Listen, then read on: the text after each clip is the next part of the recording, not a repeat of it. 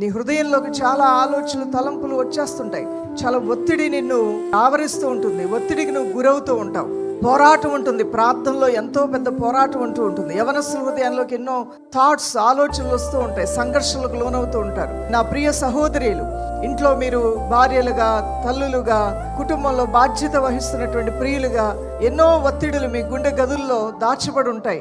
వాటన్నిటినీ కూడా ఎక్కడ చెప్పుకోవాలి, ఎవరితో చెప్పుకోవాలి, ఎలా పంచుకోవాలనేటువంటి ఆవేదన మీ గుండెల నిండా ఉంటూ ఉంటుంది. మీకు ఒక శుభవార్త, యేసయ్య సన్నిధిలో ఈరోజు మీ హృదయాన్ని కృమ్మరించి వేయండి. ఆయన మీ కన్నీటి బాష్పములు తుడుస్తాడు, మీ వ్యాజ్యములు ఆలకిస్తాడు, మీ బాధలు ఆయన గ్రహించుకుంటాడు. నా మనసులో ఉన్న బాధ నా ఇంటి వారికి అర్థం కావట్లేదు, నేను ఎంత చెప్పినా అర్థం చేసుకోవట్లేదని గుండె బరువుతో ఈరోజు వచ్చావేమో. నీ మనస్సులో ఉన్నటువంటి భారమును, బాధను అందరికన్నా ఎక్కువగా పూర్తిగా 100% అర్థం చేసుకోగలిగిన వాడు నీ పరలోకపు తండ్రి. ఎందుకంటే నీ గుండెని నిర్మించిన వాడు ఆయన కాబట్టి.